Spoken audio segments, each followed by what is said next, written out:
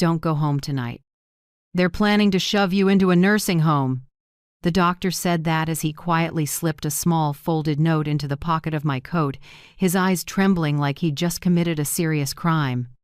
I stood frozen in the stark white exam room, heart pounding like a hammer.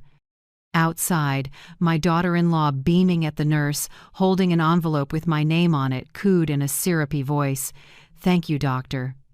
I just want to make sure my mother-in-law gets the best care." I had no idea that what seemed like a routine checkup was actually the opening signal of a nightmare where kindness was staged, pills were swapped, and a quiet plan was underway to declare me legally incapacitated and take everything.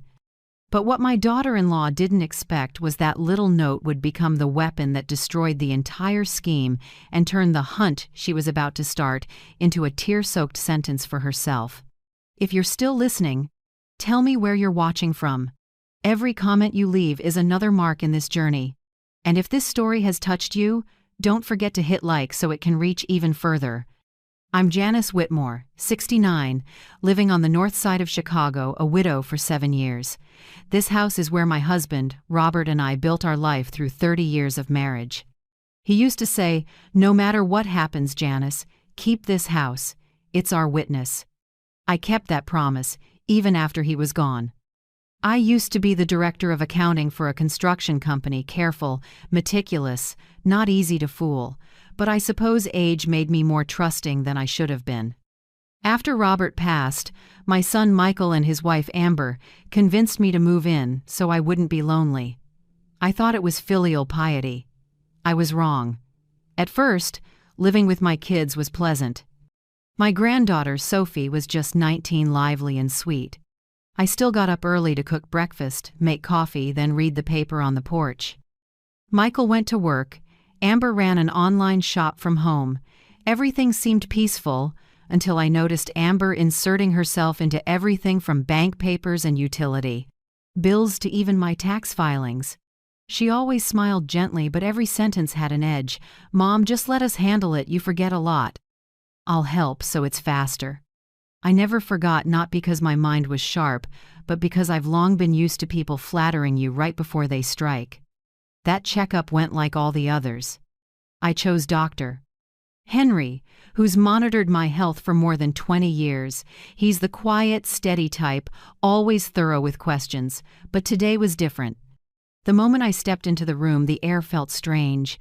He wouldn't meet my eyes, and his voice shook a little. "Your health is fine. Heart's stable, just keep taking your meds as before."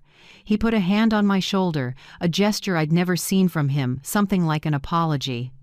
I was about to ask when Amber opened the door without knocking. She smiled. "Sugar sweet. Mom, are you done? I told the nurse you often forget your meds. They said we should do regular memory checks to be safe." I looked at Dr. Henry, his face tightened for a beat. As I bent to grab my purse, he slipped a small folded note into my coat pocket. So quick I almost thought I imagined it. A few minutes later, Amber shook the doctor's hand, soft-spoken like she'd just completed some noble duty. "Thank you, doctor. We just want to make sure my mother-in-law gets the best care." I kept a calm face, but inside I churned.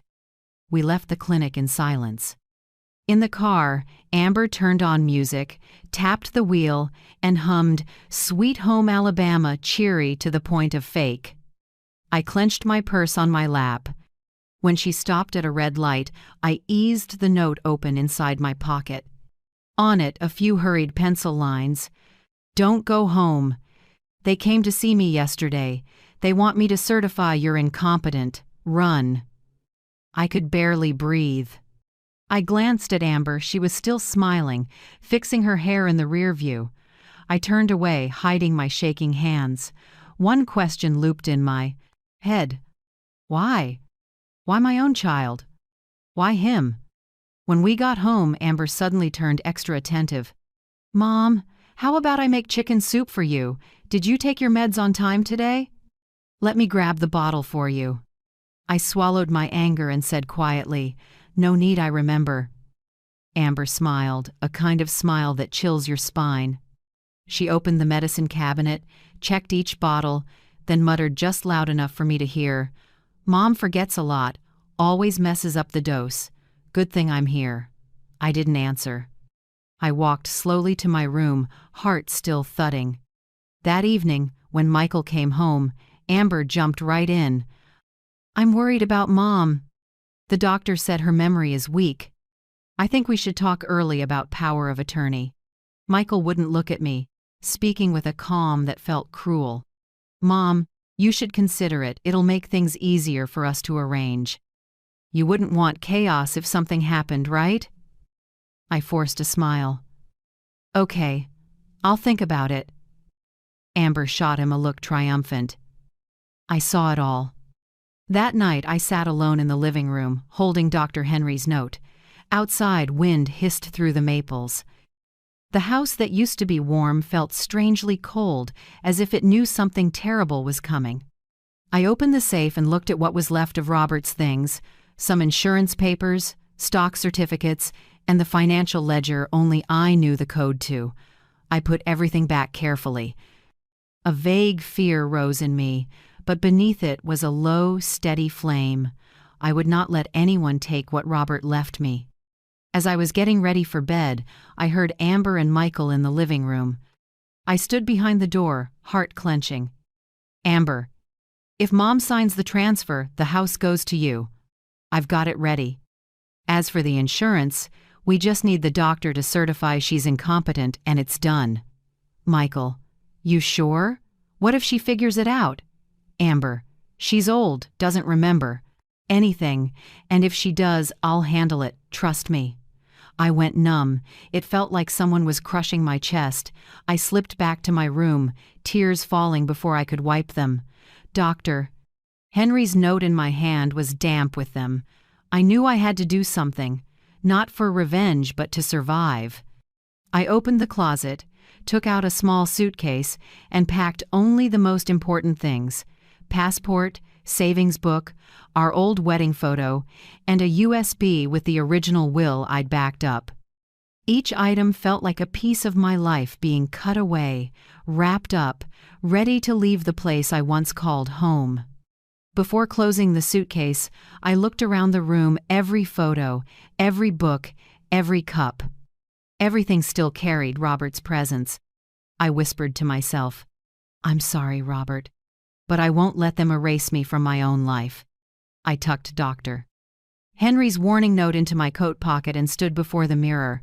The woman there wasn't a frail old lady anymore. She was someone ready to fight for the truth. I knew that from this moment on, I wasn't Michael's mother anymore.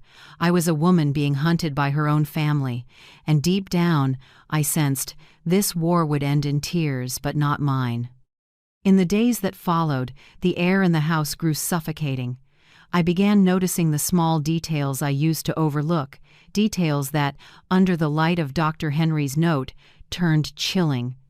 That morning, when I walked into the kitchen, I saw Amber holding my heart meds, oddly intent. She smiled when she noticed me. "Mom, you're up early." "I'm just checking your pills, didn't want them past expiration." I stepped closer and took the bottle. The label was brand new, the name matched, but the dose was listed at double my usual. I asked, keeping my voice even, "Who changed this label?"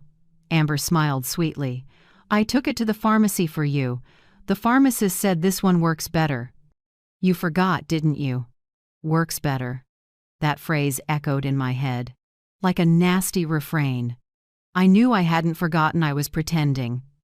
I nodded, acting grateful, and when she turned away, I hid that bottle in a drawer and swapped back the old one. After that, Amber turned strangely thoughtful. She made breakfast, tidied my room, even brought herbal tea to my bed every night. But her voice was so sugary it raised goosebumps. "Mom, drink this so you sleep better. You've been forgetful lately, probably stress," I answered with a thin smile. I knew she was building a case of a forgetful old lady, so one day she'd have evidence in court that I lacked legal capacity.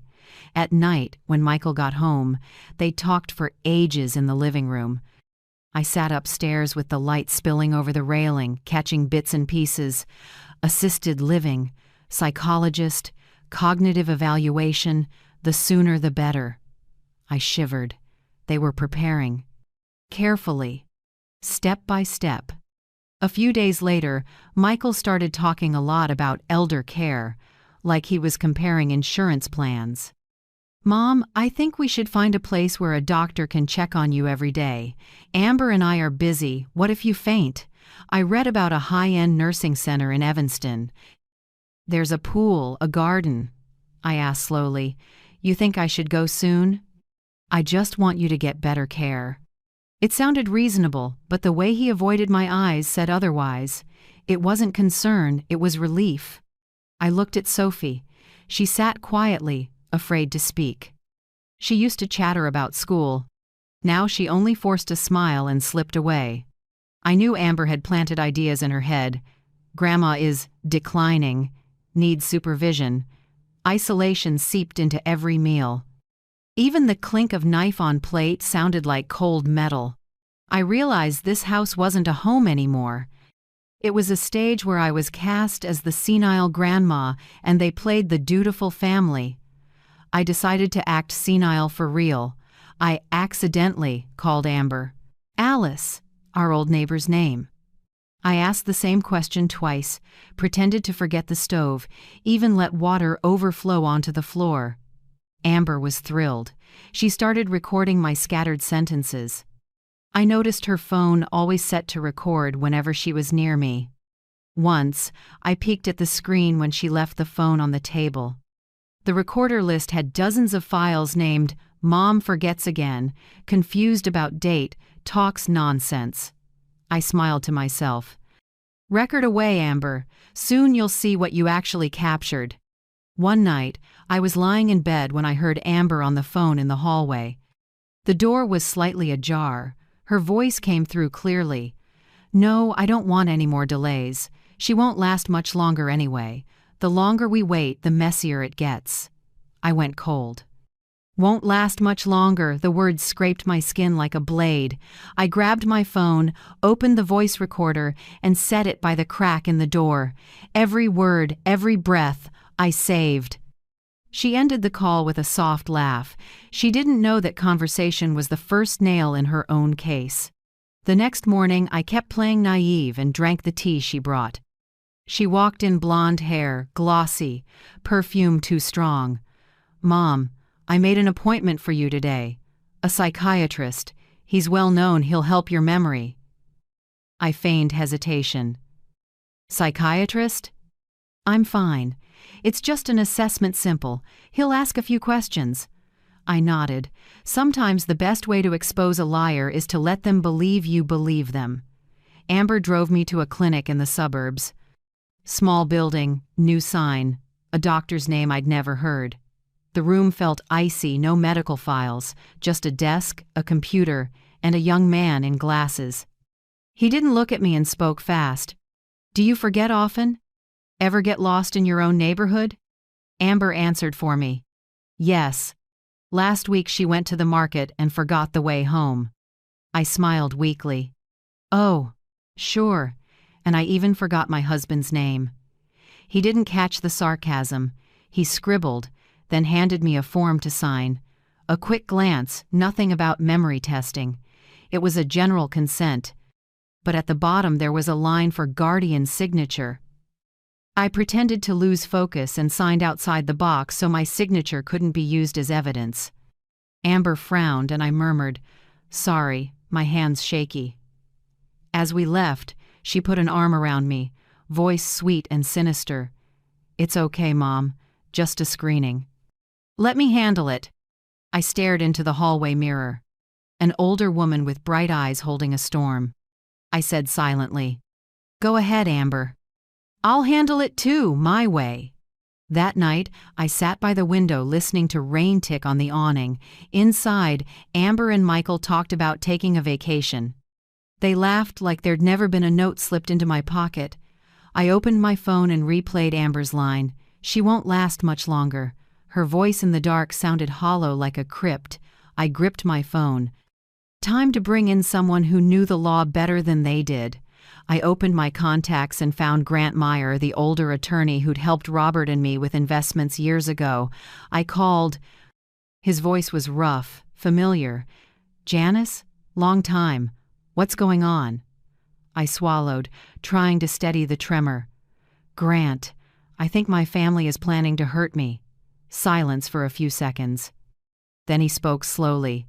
"Start from the top." And I did every detail, every odd thing Amber had done, every sign I'd missed before. When I finished, he sighed. "You did the right thing calling me. Don't panic, Janice. From now on, record everything they do and say. You're not alone." I hung up and looked out the window. The rain had stopped. Streetlights reflected on the foggy glass, and in it I saw my face tired but clear. I knew the game had changed. If Amber wanted to make me the one who forgot, I'd make sure. She forgot what safety feels like. In the days that followed, the air in the house grew suffocating. I began noticing the small details I used to overlook. Details that, under the light of Dr. Henry's note, turned chilling. That morning when I walked into the kitchen, I saw Amber holding my heart meds, oddly intent. She smiled when she noticed me. "Mom, you're up early. I'm just checking your pills, didn't want them past expiration." I stepped over and took the bottle. The label was brand new, the name matched, but the dose was listed at double my usual. I asked, keeping my voice even, "Who changed this label?" Amber smiled sweetly. "I took it to the pharmacy for you. The pharmacist said this one works better." "You forgot, didn't you?" "Works better." That phrase echoed in my head like a nasty refrain. I knew I hadn't forgotten. I was pretending. I nodded, acting grateful, and when she turned away, I hid that bottle in a drawer and swapped back the old one. From that day on, Amber became unusually attentive. She cooked breakfast, cleaned the room, even brought herbal tea to my bedside every night. But her voice was so sweet it gave you goosebumps. "Drink the tea, Mom, it'll help you sleep. You've been forgetful lately, probably just stress," I answered with a thin smile.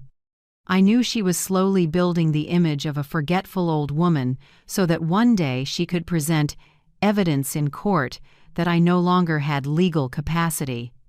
In the evening, when Michael got home, they talked for a long time in the living room. I sat upstairs with the light spilling over the banister, catching only a few words here and there.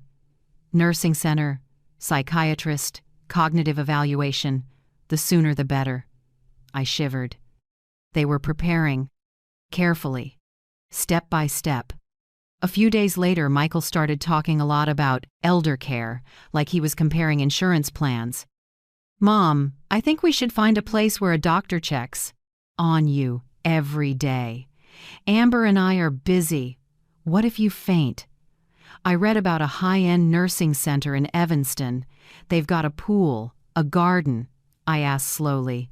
"You think I should go soon?" "I just want you to get better care, that's all."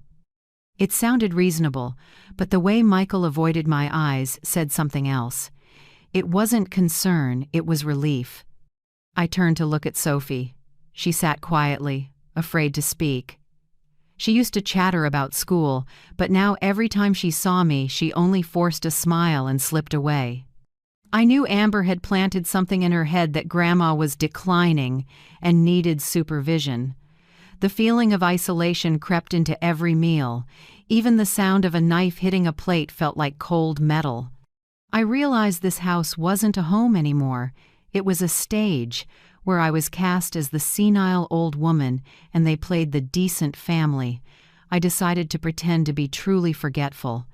I deliberately called Amber Alice, the name of an old neighbor. I repeated a question twice, pretended to forget to turn off the stove, even let water spill onto the floor. Amber was delighted. She started recording my scattered sentences. I noticed her phone was always set to record whenever she was near me. Once, I quietly glanced at the screen when she left the phone on the table. In the recordings list were dozens of files titled "Mom Forgets Again," "Confused About Date, Talks Nonsense." I smiled to myself. "Keep recording, Amber." Soon you'll see what you've captured. One night, I was lying in my room when I heard Amber talking on the phone in the hallway. The door was ajar, and her voice came through clearly. No, I don't want to delay anymore. She won't live much longer anyway.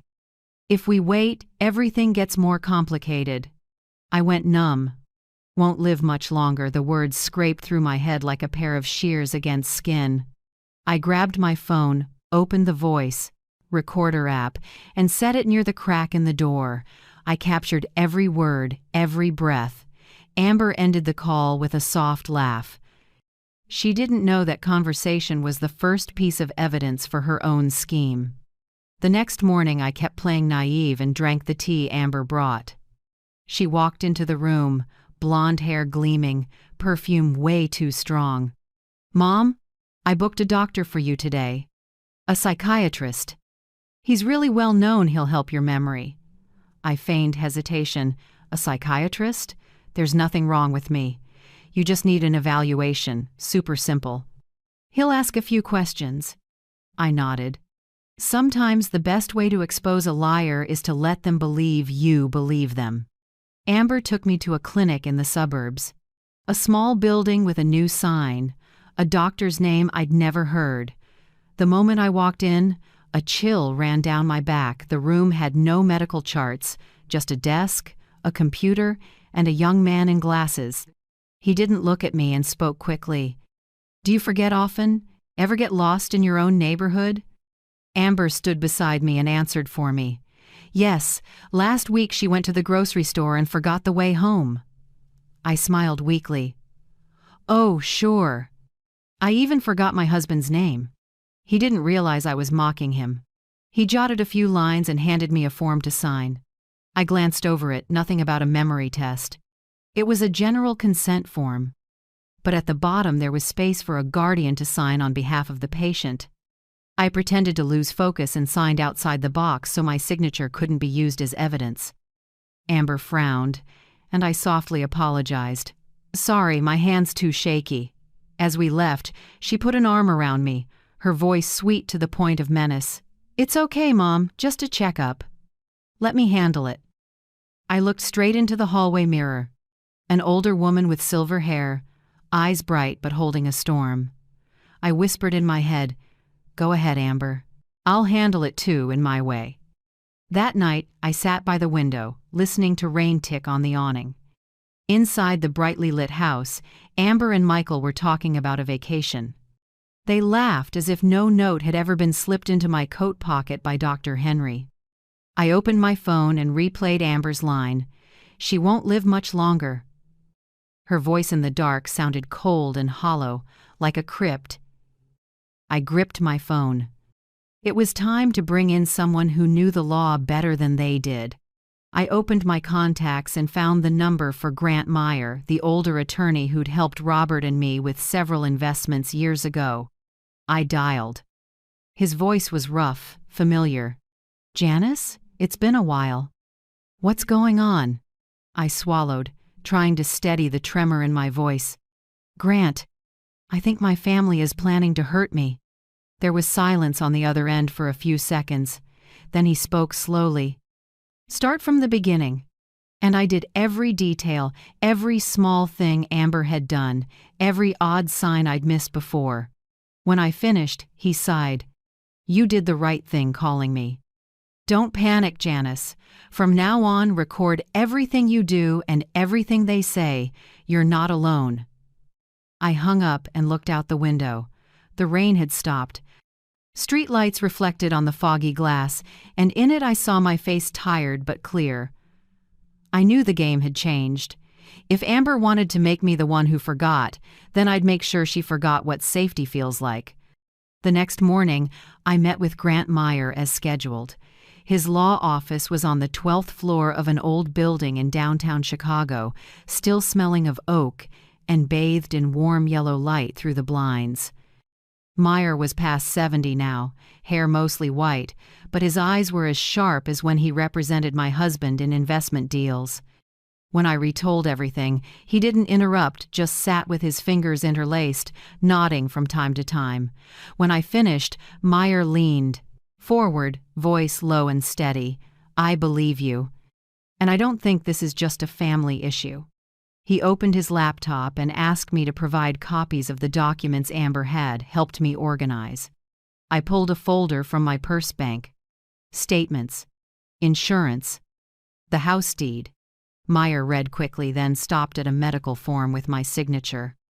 He tapped the bottom of the page, where a bold line read, "Patient shows signs of mild cognitive decline." His eyes darkened. "Did you ever sign this?" "No. I've never seen it." "That's what I thought." He grabbed his phone, called someone on his private investigative team, and asked them to check filings at the Cook County Court. In under 2 hours, the result came back clear. Amber had submitted a petition for guardianship of my estate, citing the mother-in-law's memory decline and lack of legal capacity. My heart thundered. Meyer continued, voice dry and cool. "I looked through the file. They also submitted a psych evaluation, that specialist appointment you mentioned. The paper says you consented." I let out a bitter laugh. "Consented, huh? I signed in the wrong place. How are they still using it?" Meyer replied, "If a signature exists, they'll claim impaired cognition. But don't worry, I'll show it's invalid." He jotted a few lines in his notebook. "We need direct evidence, audio and video." "Can you do that?" I nodded. "I used to manage millions. I'm not as gullible as they think." That afternoon, I went home and acted normal. Amber greeted me with a too bright smile, like she feared real light would crack the mask. "Where were you all day, Mom? I was worried." "I went to buy a few things." "I'm fine." She took my hand, eyes so tender it felt fake. "Please don't go far anymore. I'm afraid you'll get lost." I just smiled. In my head, a plan was forming. That night, I opened a wooden drawer and took out 3 mini cameras I once used to monitor job sites. I planted one in the living room, one in the kitchen, and one on the bookshelf in the study, the spot where Amber often made calls. They all fed into a separate hard drive hidden in an old cookie tin. For the first 3 days, I acted like nothing was happening. I still smiled, still asked how they were, still let Amber take care of me. But inside, I quietly recorded every word, every look, every tiny move. On the 4th afternoon, when Amber went out, I checked the memory card. The video was grainy, but the audio was clear. She was on the phone, sounded like her private attorney. "Yes, please prep the transfer documents. The Lakeview house will be in my and Michael's names." My mother-in-law already agreed. "We just need a doctor to confirm she lacks capacity." "Yes, I'll email the medical records and a copy of the will." "And don't forget, I need legal paperwork so I can sell it right after my name is on it." Amber's voice was even cold, without a hint of hesitation. She talked about me like a product nearing its expiration date. I clenched my fist, rage spreading, but reason pulled me back. I couldn't rush. I sent the recording to Meyer. He replied briefly, "Good. Let them expose everything themselves. Don't change your behavior."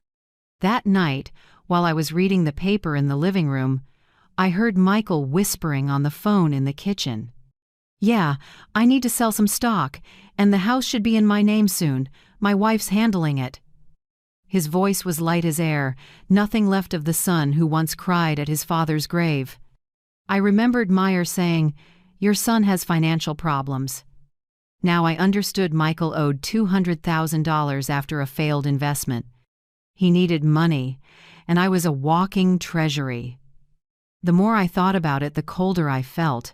Amber didn't just want to control assets, she wanted to erase me completely. A person declared legally incapacitated has no voice, no name on documents, and can be taken anywhere. A few days later, Sophie started acting strange. She often held up her phone to record me whenever I misspoke. One morning, I walked into the kitchen and heard the camera click. Sophie blushed and whispered, "Mom asked me to record, just for memories, Grandma." "Memories, huh?" I looked deep into her eyes. They darted away, tinged with fear. No, she didn't understand she was being used. I kept my voice gentle. Okay, you can record. Just remember, sometimes what you capture becomes evidence for the truth, not for the lie. Sophie looked rattled and hurried out of the room. That night, when the house was dark, my phone buzzed softly. An unknown number, Dr. Henry. I stepped onto the porch and answered in the dark. Mrs. Janice? I can only speak briefly. They came to see me this afternoon with an envelope. They wanted me to sign a report saying you have severe memory decline. And you? I refused, but I'm afraid they'll find someone else.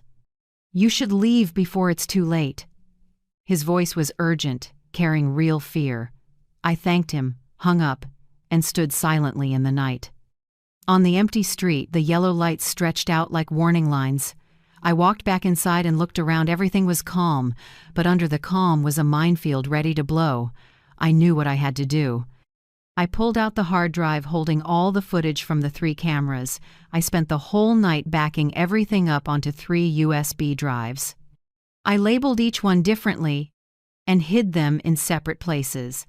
One under the soil in the orchid pot, one in Robert's old drawer, and one in the pocket of the coat I always wore. When I finished, I wrote a short note and left it on the dining table. If you're reading this, it means I'm no longer here. Don't look for me. I set the pen on top, right next to our wedding photo. Robert's eyes in the picture were as gentle as ever, but I knew if he were alive, he would never have let this happen. I changed clothes and took a small suitcase. Inside were only a few outfits: the savings book, my phone, and an old family photo. I glanced at the clock. 2 a.m. The house was silent, just the wind through the maples out front. I walked down the stairs slowly, my hand brushing the icy banister. Each step seemed to hold a memory: birthdays, Christmases, family dinners, all fading along with my last bit of trust. Before I opened the door, I looked back once more. On the hook by the door, Dr. Henry's note still sat in my coat pocket. I took it out, folded it carefully, and tucked it into my wallet. It was the one thing that made me believe justice still existed. I stepped outside and closed the door so softly it didn't make a sound. The night wrapped around me, cold and deep. But inside, a small light burned, the light of someone who wasn't afraid anymore. I rolled my suitcase along, the wheels on the sidewalk beating like the rhythm of a new beginning. I whispered to myself, from now on, I'm not running. I'm getting ready to show them what happens when the prey fights back. And with that, I disappeared from that house. No one knew, but when morning came, Amber would wake in an empty home, never imagining the prey she thought was cornered had started hunting back. I left Chicago that same night. The cold wind off Lake Michigan slapped my face like tiny blades, but I couldn't feel a thing. There was only one goal in my mind: vanish before they could do anything else. I caught the earliest bus to the southern suburbs and got off in a small town called Naperville, where nobody knew who I was. I rented a cheap room on the second floor of an old brick building, registered under the name Grace Walters, the name I once used for a bookkeeping class 40 years ago. The room was small, with a low ceiling and a single window facing the parking lot. The bed creaked, and the smell of damp and bleach mixed together, but I felt strangely at ease. I'd spent my life in nice homes, yet I'd never felt as free as I did now. No one knew where I was. Not Amber, not Michael, not even Sophie. I sat on a plastic chair, opened my old laptop, and logged into the emergency bank account Robert and I had set up. The funds were intact. I exhaled. At least they hadn't found this thread. 2 days later, Amber called the police. The first news I saw was on a local website: elderly woman with dementia missing. Family fears for her safety. Below the post was my photo-kind face, soft smile from last year's birthday. I stared at myself on the screen, a lump in my throat. Part of me wanted to scream that they were lying. The other part gave a bitter smile because now Amber had tightened the noose she made for herself. She pretended to be worried, crying on camera, her hands trembling as she held my photo, voice breaking. My mother went somewhere in the night. She didn't take her phone, no money. If anyone sees her, please call us. Mom, I just want you to come home. Amber thought fake tears could hide her guilt, but the truth always finds its way back. Do you believe it that justice, even late, still arrives? Tell me how you feel in the comments. I sat in the dark motel room, watching that image on an old TV, feeling sad, angry, and strangely pitying all at once. Amber was a better actress than I'd thought. She knew exactly how to make the world believe she was the dutiful daughter-in-law worried about a confused mother-in-law, but there was one person she couldn't fool: Grant Meyer. From Chicago, Meyer kept working quietly. He contacted a private investigator, a former cop named Harris, to team up. Meyer called me on the safe number we'd set, one ring, then hang up, like a signal that everything is fine. 3 days later, he sent an encrypted email. Amber opened an additional credit card in your name. Total debt, $18,600. We've collected the evidence. I trembled reading that line. She didn't just want the house, she wanted to destroy my name and credit, to turn me into someone legally incapacitated in the eyes of the law. I replied briefly, "Thank you. I'll stay quiet." Saturday night, I turned on the TV for the news. On screen was Amber, light makeup, red-rimmed eyes, hands clasped during a live interview. "I just hope someone helps us find my mother. She could be out there, lost, not remembering who she is." She paused, bowed her head, voice catching. Next to her was Michael, looking tired, but without a single real tear. A ticker ran along the bottom. "Whitmore family asks community to help find missing person." I looked at my own eyes on the screen and felt a stab inside.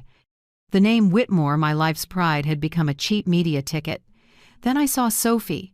She stood behind Amber, and her eyes were truly swollen from crying. When the reporter asked, she said softly, "I just want my grandma to come home." I lifted my hand to the screen without realizing it, tears slipping down my face. Sophie was still the child I'd held in my arms, the only light in that family. But I couldn't show up. Not now. If I returned, all the evidence would lose value, and every plan would collapse. That night, I couldn't sleep. I wrote to Meyer to say I was safe and would keep in touch through the encrypted inbox. I also asked him to send an anonymous envelope to Sophie's house, just a single note that read, "Don't believe everything you hear. I'm still here, and I love you." No signature. I knew she would understand. A week passed. I lived quietly in the small room. By day, I walked to the shop near the bus stop for canned food. At night, I opened my laptop, read the news, and took notes on every detail about my disappearance. Every time Amber's face appeared on TV, I thought, she's tightening the rope around her own neck. I remembered what Meyer said, "If you want to catch a liar, let them talk as much as possible." And Amber was talking, non-stop. One afternoon, Meyer sent me Harris's first report. It was only 10 pages, but every line cut deep. Amber used the extra credit card in my name to buy jewelry, designer bags, and put down a deposit with a real estate brokerage. She contacted at least 3 law firms to discuss transferring assets of a legally incapacitated person. Michael sold a portion of my stock through the joint account I'd once allowed him to access just for paying bills. And most important, Amber was listing my house for sale. Harris also included a screenshot from the brokerage site. "Beautiful vintage house in Lakeview, Chicago. Ownership transfer pending. A beautiful vintage home in Lakeview, Chicago. Ownership transfer pending." Right below was the asking price, $1.2 million. I stared at that number, and my heart twisted. Not because of the money, but because of the memories. Every brick, Every stair in that house held the sweat and love of Robert and me, and now it was being listed like merchandise by the very person who used to call me Mom. I sent Meyer a short line, "Thank you. Don't act yet. Let them finish the first con." He replied immediately, "Understood. We'll let them write their own indictment." I closed the laptop and looked out the window. The sunset washed the suburban sky red. Kids played in the courtyard, their laughter echoing between old buildings. I wondered if Sophie still laughed like that. I whispered, "Give me a little more time, Sophie. When everything is clear, I'll come home." Then I drew the curtains, turned off the light, and sat quietly in the dark. It wasn't fear anymore, it was the patience of someone who knows she's on the right side of the truth. The first autumn wind slipped through the doorframe, carrying damp earth and dry leaves. I closed my eyes and imagined Amber signing the sale contract, still smiling with confidence. She didn't know every signature was turning into a fingerprint of guilt, and somewhere out of her sight, I, the woman she thought was senile and gone, was gathering every piece to bring justice back. I stayed in Naperville for nearly 2 more weeks, quietly tracking Amber's every move through Meyer's updates. She was moving fast, too fast, and that was the fatal flaw of someone who thinks she's already won. One morning, Meyer called me to a small office he'd rented to work off the radar. When I walked in, he was there with a cold cup of coffee and a thick stack of files. The warm light from the window cut deep lines into his weathered face. "Janice," he said, "I've watched all the videos you recorded. There's a clip where Amber opens the safe and takes out the house papers and savings book. That's strong evidence, but we need one more blow to end this for good." I sat quietly, feeling my heartbeat slow. Every time he said "end," I struggled to breathe, not from fear, but because I knew the price of justice is never small. "What do you want me to do?" I asked. Meyer took a sip, eyes brightening. "Let her stab herself. You'll write her a handwritten letter, gentle, affectionate. Say you're sorry, that you trust her, and you're ready to sign a power of attorney. That will be the perfect bait." I looked at him without speaking. I'd never acted in my life, but now, if I wanted the truth back, I had to become the best actress fate ever made. That night, I sat at the old wooden table in the room and wrote each word with a deliberately shaky hand. "Dear Amber, I know I've worried you lately. I just want peace and don't want to trouble anyone. I've thought a lot, and I understand you only want to help. If you still want to, I'm ready to sign a financial power of attorney. I trust you to take care of everything for me. Love, Mom, Janice." I folded the letter, slipped it into an envelope, and addressed it in slightly slanted handwriting, enough to look like a truly tired old woman. The next day, I mailed it and sent Meyer a short note. It started. Just 2 days later, exactly as he predicted, Amber called Meyer in a trembly voice asking if he could set up a meeting to help Mom sign the legal power of attorney. Meyer calmly said he'd support the process to ensure everything is lawful. He messaged me right after, "They bit. Be ready. I'll wire the recording gear." I read the message and smiled. My hands shook, but from adrenaline, not fear. It was time to step back into the role of frail Janice that Amber believed in. The day before the meeting, Meyer came to my room. He brought a silver vintage watch, simple on the outside, but with a tiny mic inside, connected to a recorder in his jacket. "Just wear it. Don't talk much, let them talk," he advised. I nodded, brushing the watch face. It was cold and heavy, like time itself moving toward the moment of reckoning. "What if they get suspicious?" I asked softly. "Amber thinks you're losing it. You can say anything a confused person would say. Let them believe it one more time." The signing was set at the house, the home that used to be my haven. When Meyer's car pulled up, I saw Amber waiting by the door, neatly dressed, smiling like she was about to receive a prestigious award. "Mom," she said, wrapping an arm around me, syrupy, sweet. "I'm so happy. You came back." I forced a shaky reply. I missed you, my good daughter-in-law. Meyer followed with professional calm. Amber led us to the living room, the papers already laid out. Michael sat beside her, silent, eyes dodging mine. This is the power of attorney, Amber said, setting the packet on the table, her voice quivering with excitement. Once you sign, Michael and I will manage everything for you. I looked through the pages, lines of dense text, and I spotted Edith's phrases like full authority to transact and dispose of assets, including real estate. She was careful, but not careful enough. I raised my eyes and asked softly, "This is so you can help me, right?" Amber smiled, voice firm. "Of course, Mom. After today, everything will belong to the family." Belong to the family. The words drifted out lightly, but in my ears they clanged like chains locking a soul. I gave a weak smile and picked up the pen. I made my hand shake on purpose, scrawled a crooked line, and signed way below the designated line. No one noticed they were too focused on the paper they thought was their victory. Across from me, Meyer bowed his head as if taking notes, but he was checking the recorder. The room held every word, every breath. When I finished, Amber beamed and turned to Michael. "It's done." "Finally!" I feigned fatigue, leaning back. "Can I rest now?" "Of course, Mom. You rest. I'll take care of the rest." I stood slowly and lightly touched Michael's shoulder. He couldn't meet my eyes.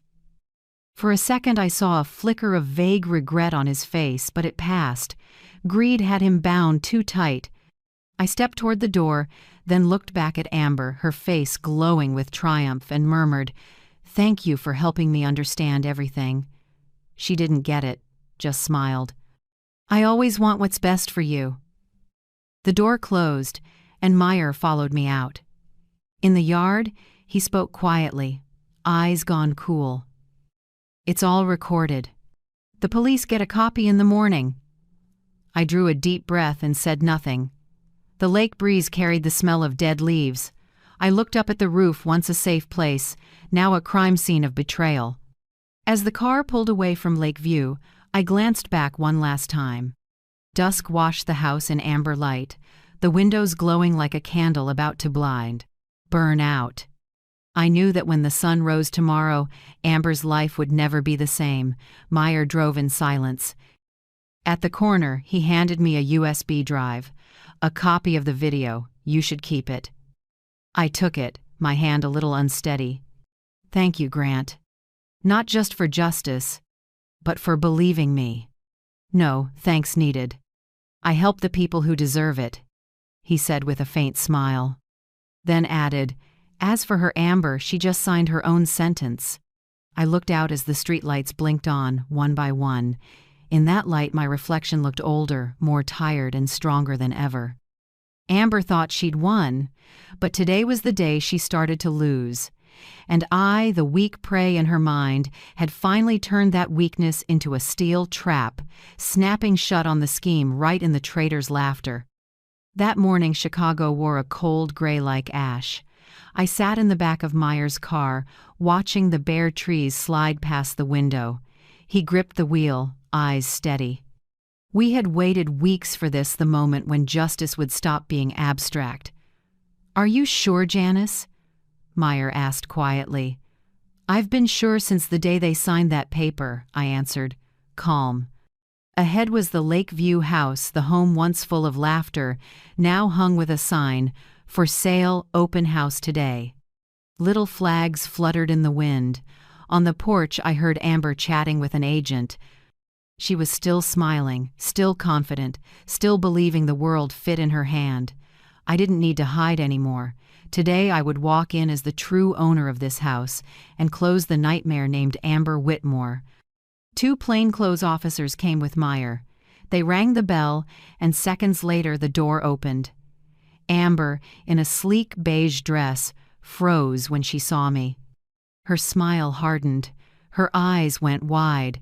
Her lips moved, but no sound came out. You dared to set me up?" I looked at her evenly. No, Amber. You set yourself up. I just waited for you to walk into it. The air turned heavy. Michael stepped out of the living room with his phone in hand and stopped dead when he saw me. His face drained, then twisted into confusion. Mom, I thought it was all done. Never, Michael, I said. Not even close. I walked into the house. Everything was as I remembered: the green rug, our wedding photo on the wall, Amber's perfume lingering in the air. But instead of comfort, I felt only cold, as if I were entering a stranger's home. The officers read the order. Miss Amber Whitmore, we have a warrant to search and seize all devices and documents related to suspected fraud, forged medical records, and asset theft. Amber went pale, stepping backward. What? Is this a joke? I'm just handling legal procedures for my mother-in-law. Meyer didn't say a word. He simply opened his leather briefcase, took out a thick stack of files, and set it on the table. Here's the evidence. Falsified medical records, a guardianship petition with your signature, and the recording of the signing that the police and I supervised. Amber shook her head and gave a bitter laugh. No, you're making this up. She's delusional. She invented all of this to get back at me. Meyer didn't respond. He opened his laptop and played the video. Footage of Amber opening the safe and taking documents. Footage of her calling her lawyer. After today, everything will belong to the family. Footage of me deliberately signing off the line. Then my last words. Thank you for helping me understand everything. It echoed through the room like an indictment. Amber froze, her face drained of color. That's impossible. How did you get any of this? I looked straight at her. Did you forget? You taught me how to sign to let you handle it. I only did exactly what you said. Michael collapsed into a chair, head in his hands. Oh God, this has gone too far. It went far. I said slowly, when you agreed to let them open a credit account in my name, when you stayed silent while they forged records. He said nothing, just bowed his head, his shoulders shaking. I knew there was still a scrap of conscience in him, but it was too late. Sophie stood pressed against the staircase, her face pale.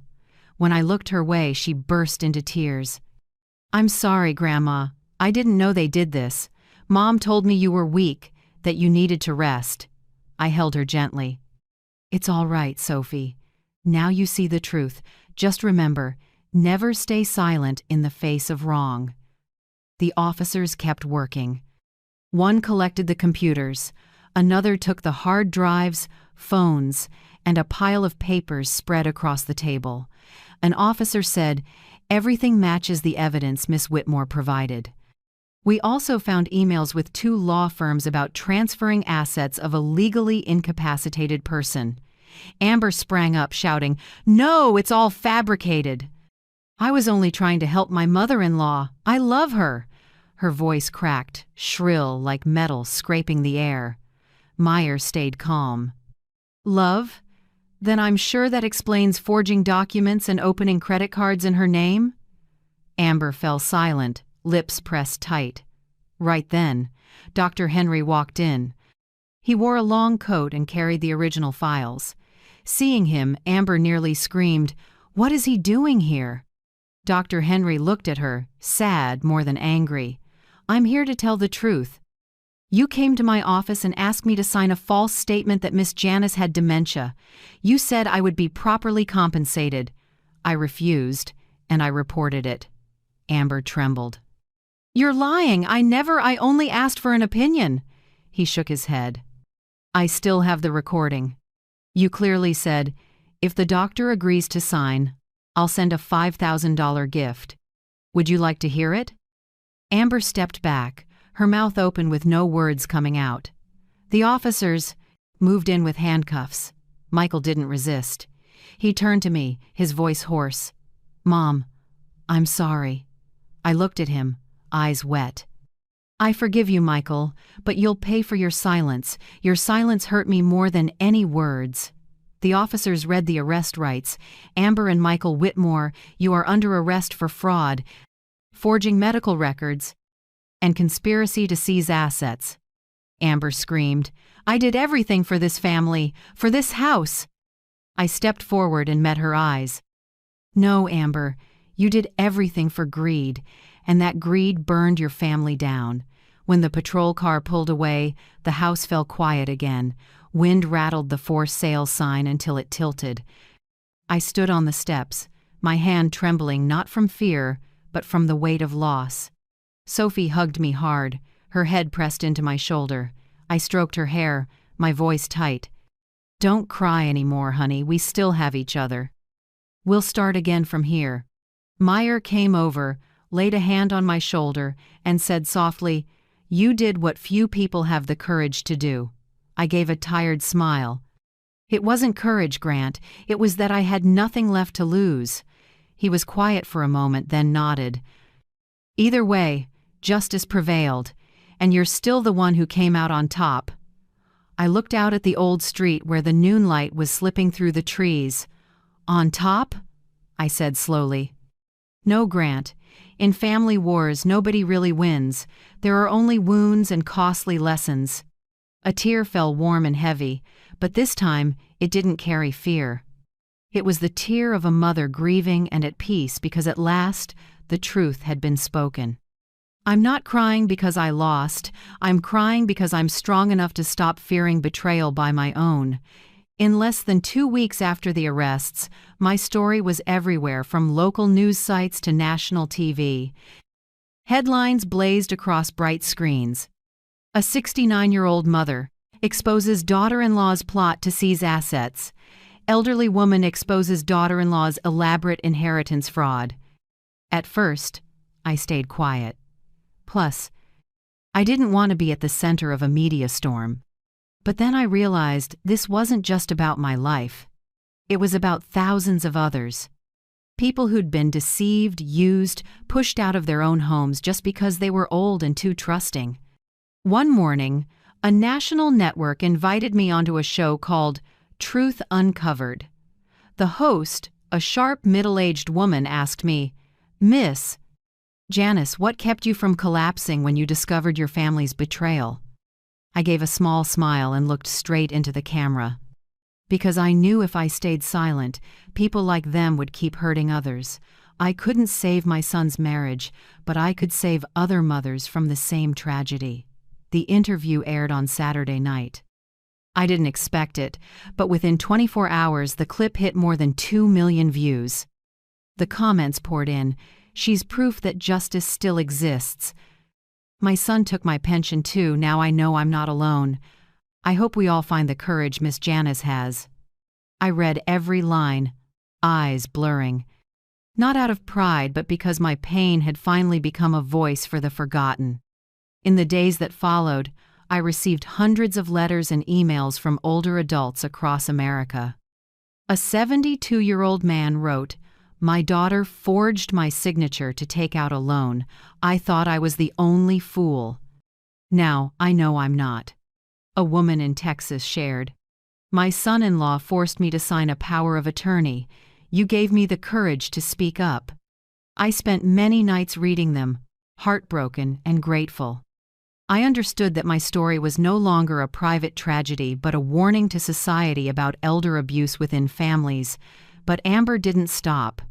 From the detention center, she hired a PR firm to fight back, spreading claims online that I had episodic memory loss, that I was manipulated by attorney Meyer to fabricate the story. A few tabloid sites began posting murky headlines. "Is Miss Janice really lucid?"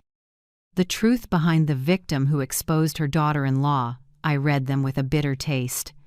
The world prefers doubt over belief, especially when the truth-teller is an older woman. But I wasn't angry. I only felt pity because they didn't understand I didn't need words to prove anything. I had the truth. Meyer visited and set a packet on the table. "They want to play public psychology. Let me handle the media." I shook my head. "No, Grant, I want to do it myself." The next day, I released the results of an independent psychiatric evaluation from a major hospital. It stated plainly, "Patient Janice Whitmore, Clear cognition, no signs of dementia. Mental state stable, responses logical and lucid. I posted it with a short line on social media. I don't need anyone to prove I have a memory. I just need everyone to know that the cruel usually want us silent. Within hours, public opinion flipped. News outlets amplified the evaluation. Comments flooded in. She's more clear-minded than the rest of us. Amber's just trying to drag others down with her. Protect Miss Janice. This is more than a case, it's a model. Support surged. Advocacy groups for seniors reached out, inviting me to speak in campaigns about financial abuse in families. Sophie, the granddaughter I feared might be lost forever, finally came.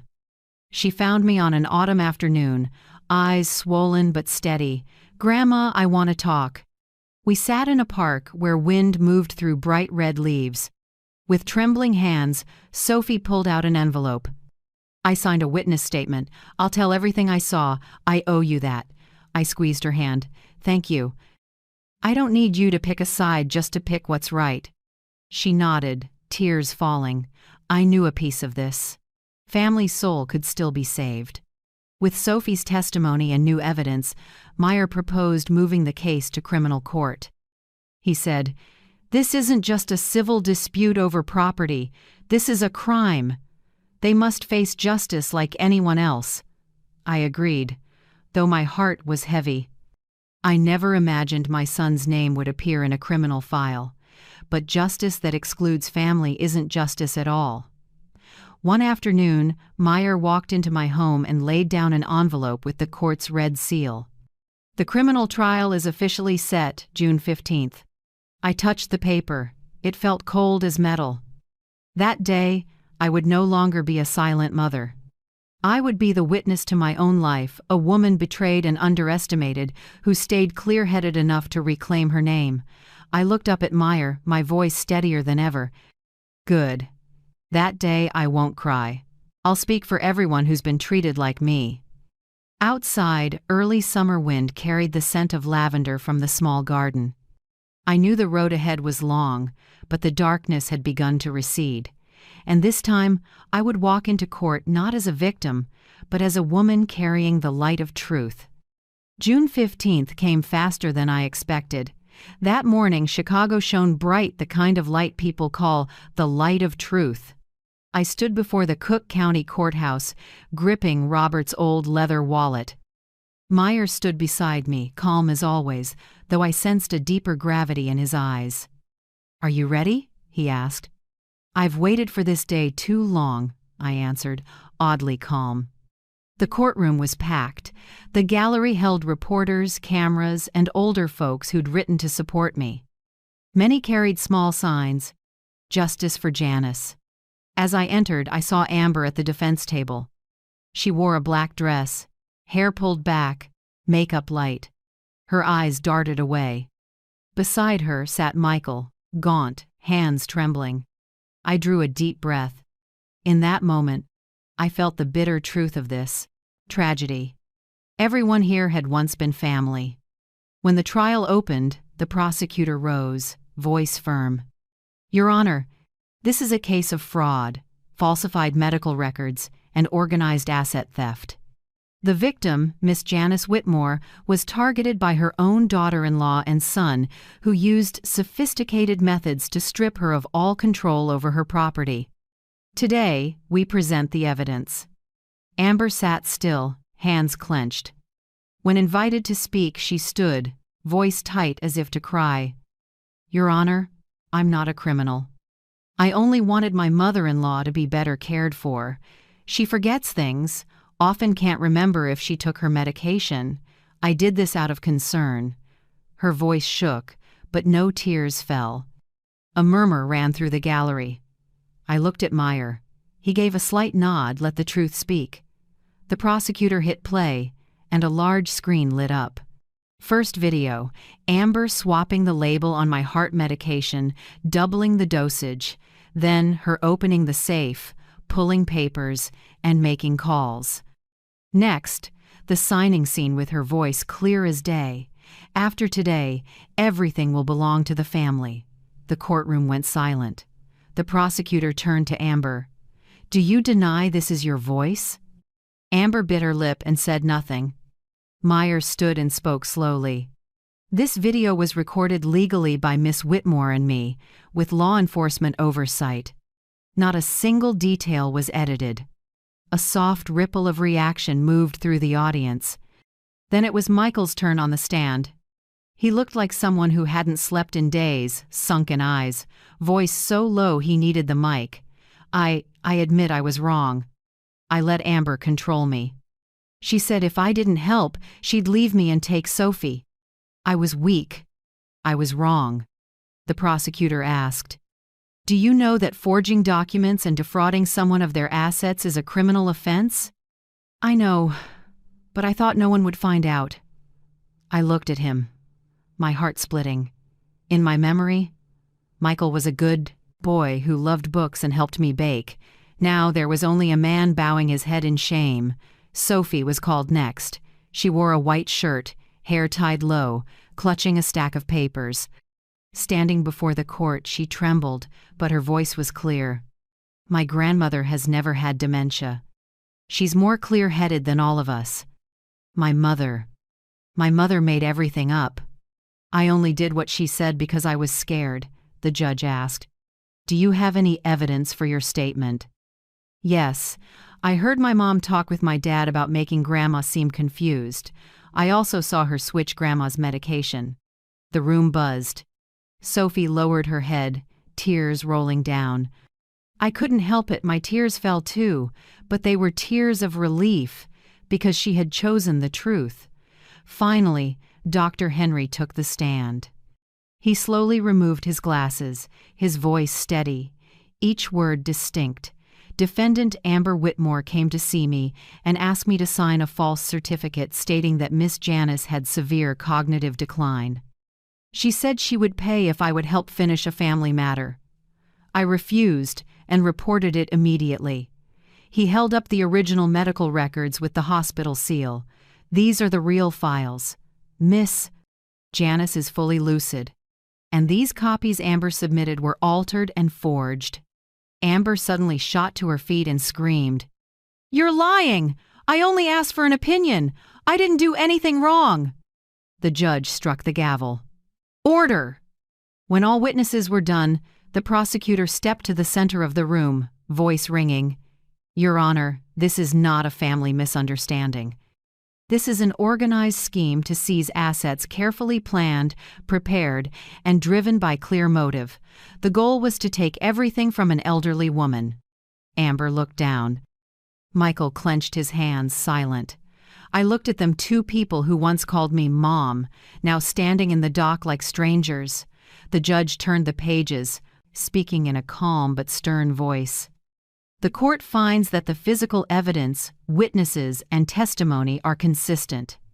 Defendant Amber Whitmore masterminded the scheme, falsifying medical records and deceiving legal authorities to seize assets.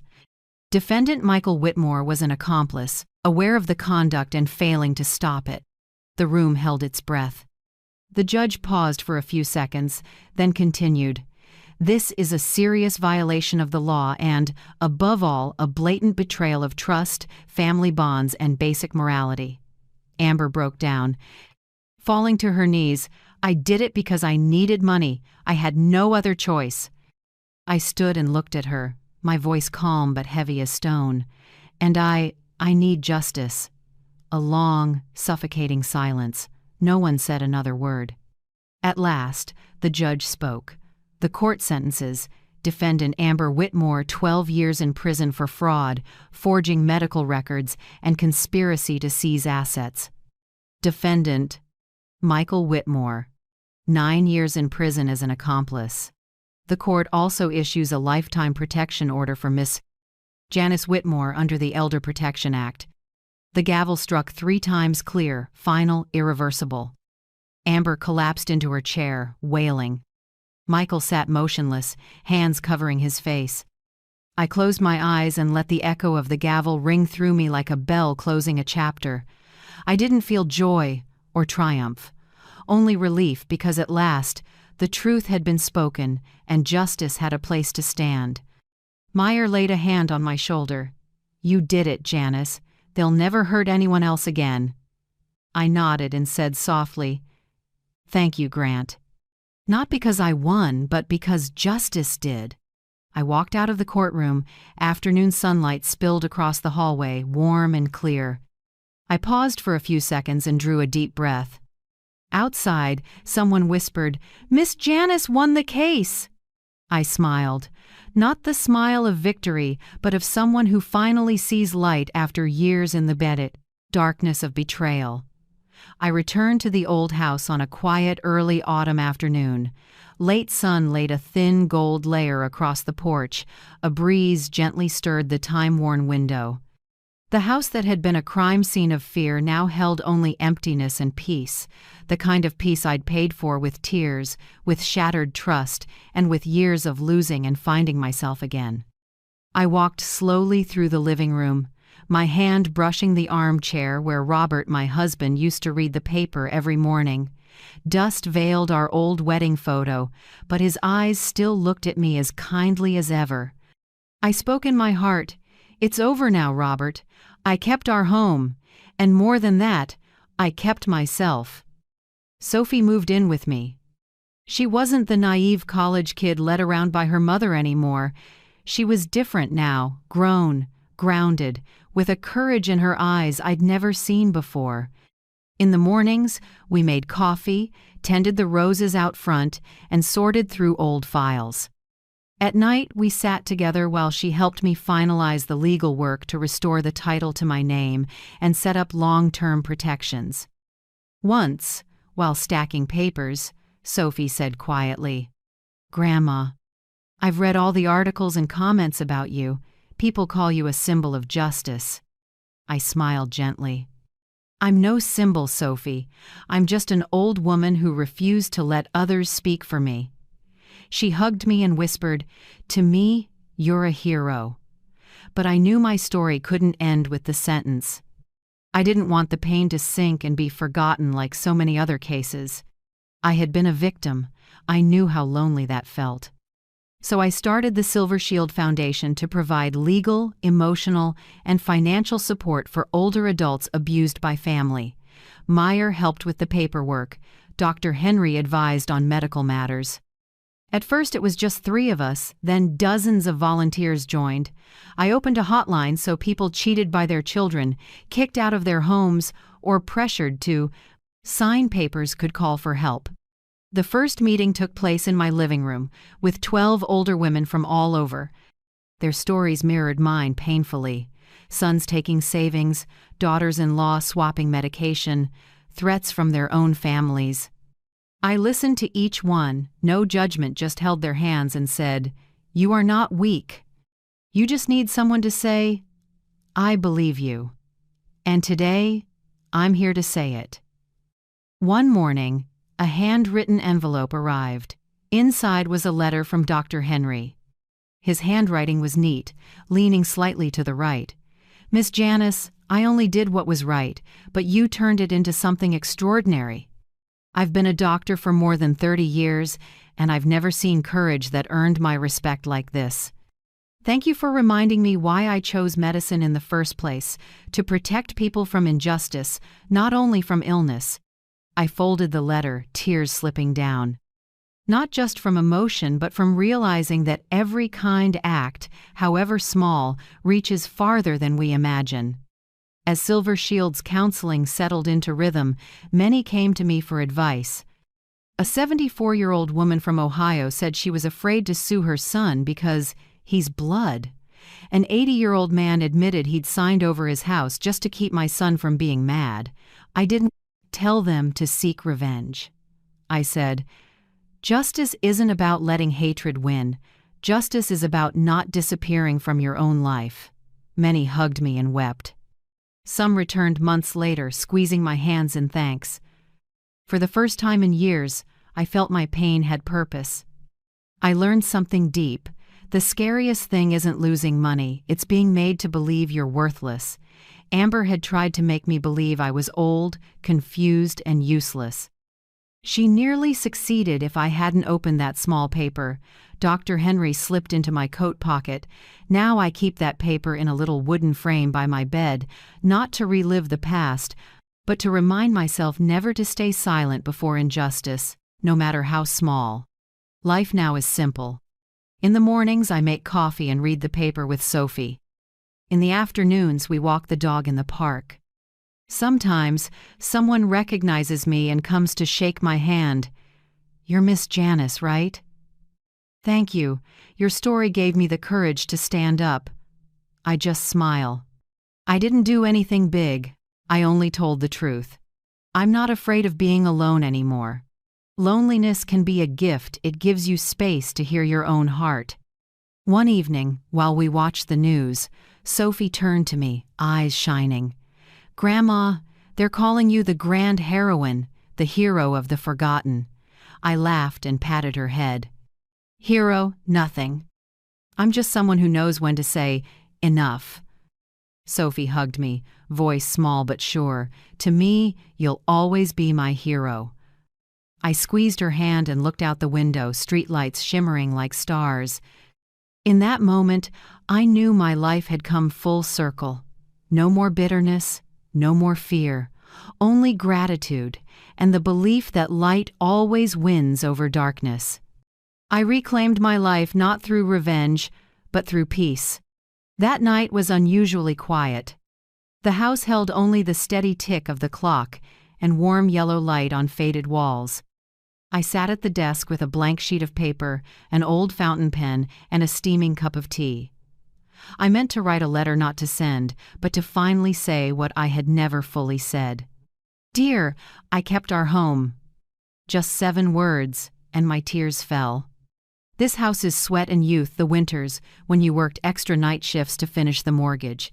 The summers we painted the fence and planted the maple by the porch. I remember each piece of memory the morning you took me outside and smiled gently, saying, "Never sign anything if you don't fully understand it." Back then, I laughed and thought you were too cautious. Who could have known that one reminder would save me decades later? Without you, without that line, I might have signed the power of attorney, lost everything, the house, my name, and myself. I kept writing, slowly, as if talking to someone still sitting across from me. "You know what?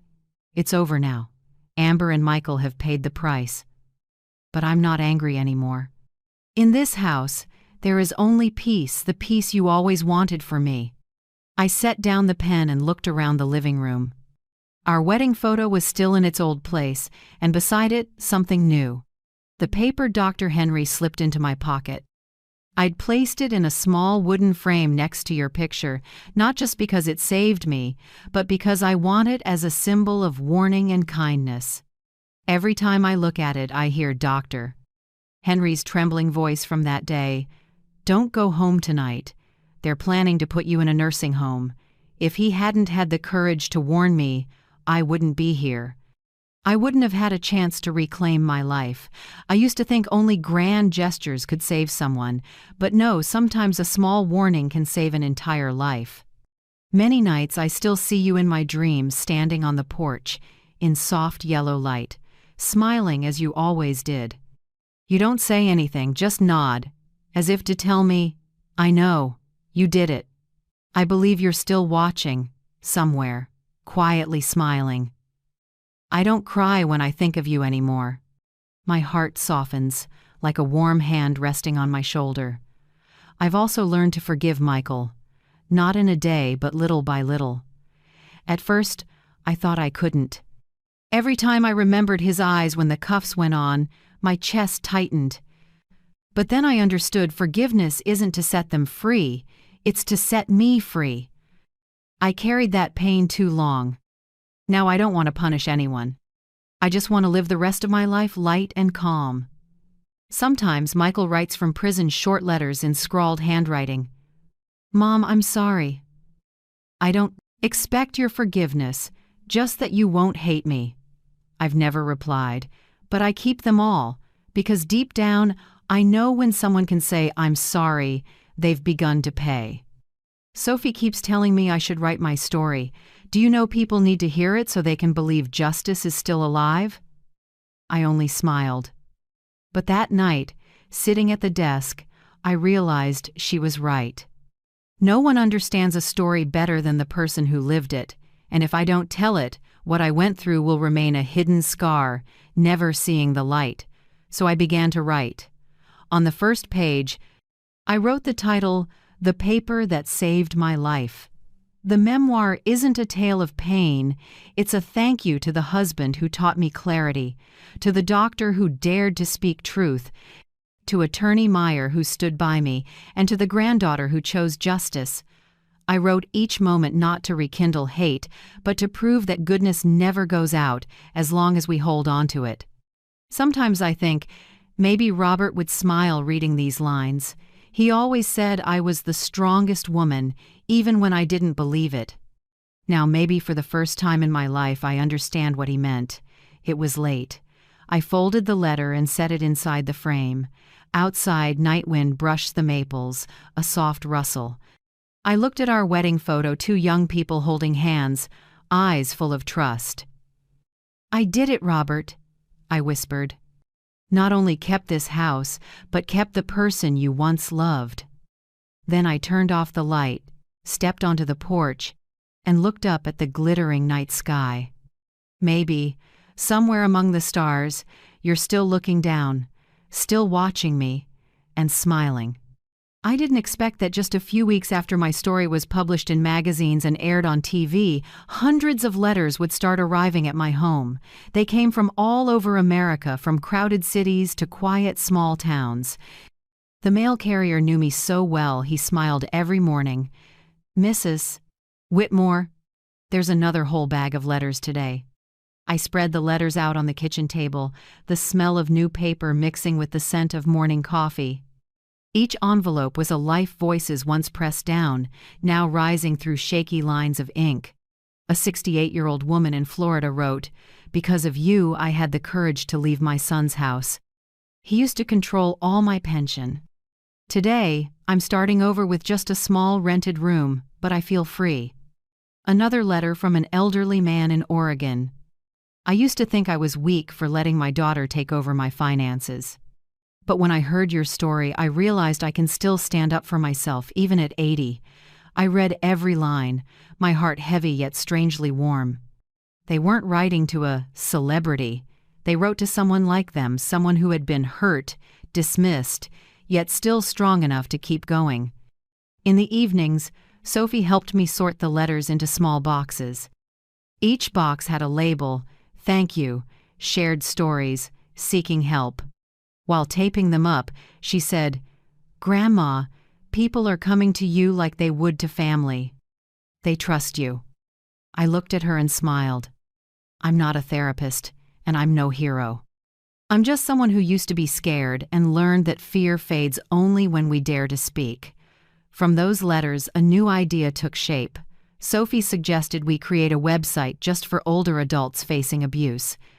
"Grandma, we can use the internet to connect them.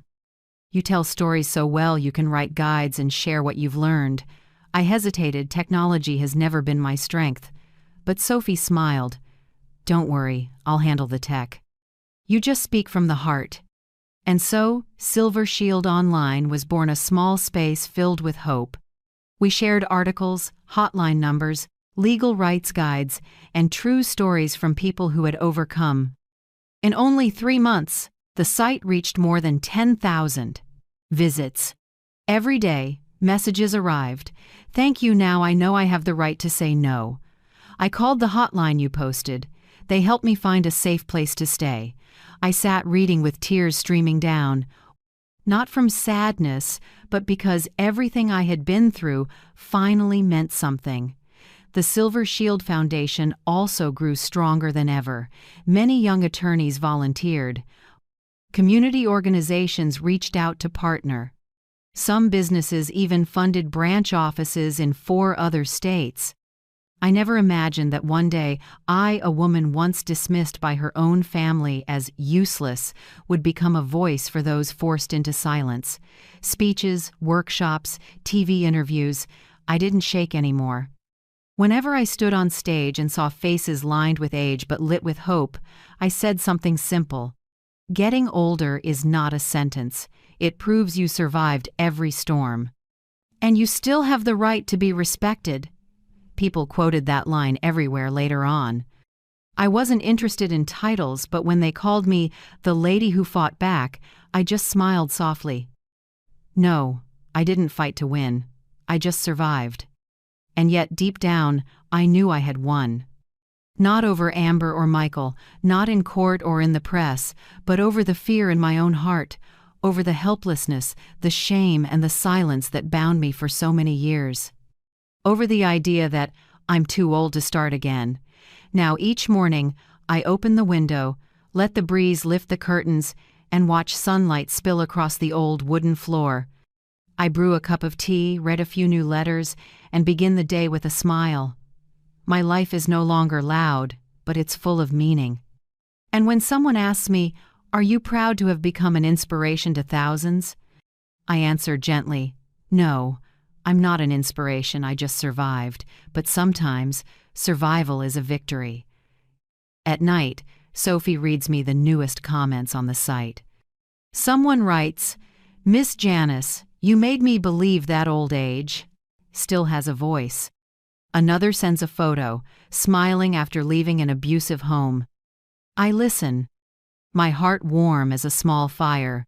I look out the window, dusk has fallen, the garden washed in orange light. I say softly to Sophie, "Do you see? We're not just saving people, we're helping them believe they still deserve a good life." She squeezes my hand, smiling. I look at her, the granddaughter who once stood on the wrong side, now my strongest companion, and I know I didn't just survive, I truly won. On the last evening of autumn, I stood in the wings of a large auditorium in downtown Chicago. The red velvet curtain slowly opened, lights flooded the stage, and the applause rolled like waves. Before me were hundreds of faces, people who had followed my story for years.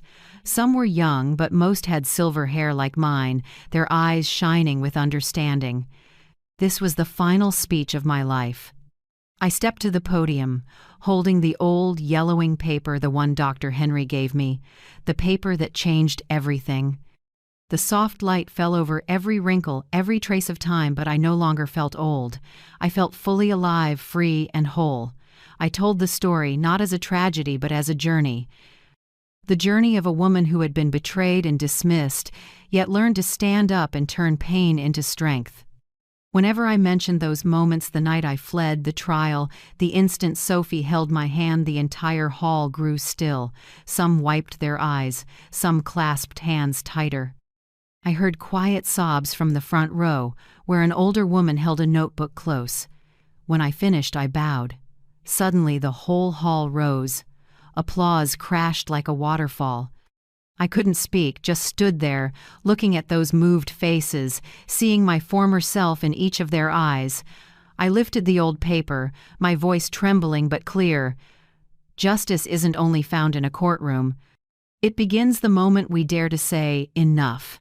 When we stop being afraid, stop staying silent, and refuse to let anyone decide our worth. I paused and unfolded the paper, the ink blurred by time. "Don't go home." 4 words that once terrified me now made me smile. Because "don't go home" saved my life and made me who I am today. I realized that sometimes betrayal isn't an ending, but the way life pushes us out of places we no longer belong so we can see a strength we never believed we had. When the event ended, I returned backstage and sat quietly for a moment. Outside, the first light of a winter dawn began to shine through the window. I closed my journal, my memoir, the paper that saved my life, and set it on the table. I looked out at a Chicago still bustling yet peaceful and whispered, "I'm no longer a victim. I'm the one telling the story. No more fear, no more tears, only a simple faith that justice never grows old as long as someone still stands up. Thank you for staying with me to the very end." If you have ever witnessed injustice, been hurt, or been silenced within your own family, please share your story in the comments. I want to hear your voice, because your story might save someone just as that small piece of paper saved me. And if this story touched your heart, please click like, subscribe, or share this video so more people will know that justice doesn't depend on age and courage is never too late.